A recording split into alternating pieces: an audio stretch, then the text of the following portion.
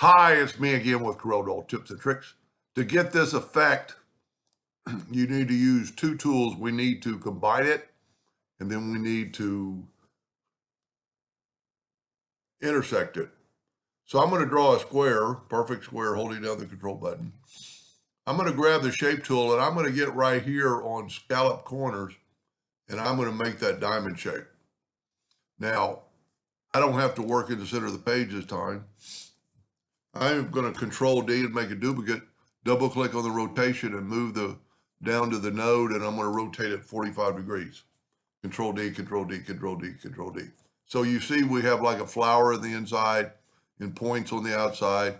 If we take this and go up here to combine it, now it's all one curve. I'm going to go ahead and hit P. I must have not have grabbed it all. Back up here. So I'm going to make it the last step, and then I'm going to combine it. And then I should be able to move it around. I'm going to hit P. Now I'm going to draw an ellipse bigger than my item.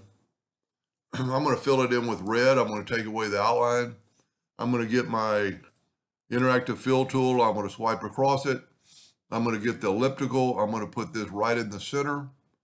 And then I'm going to expand out the red to the edge. And then I'm going to get one of the presets. I'm going to use this one right here this time.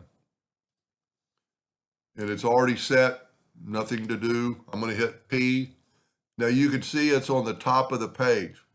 It's on top of those lines. So with it selected, I'm going to go to Object Order Back a Page.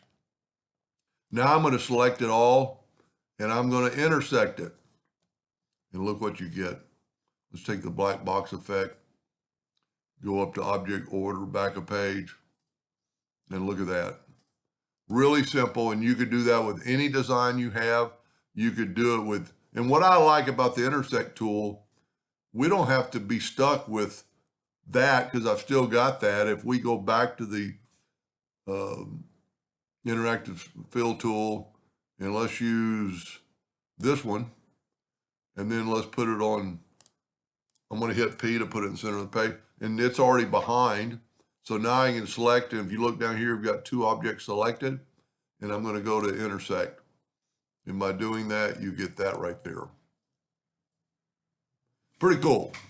Hope that gave you an idea, and thank you for watching.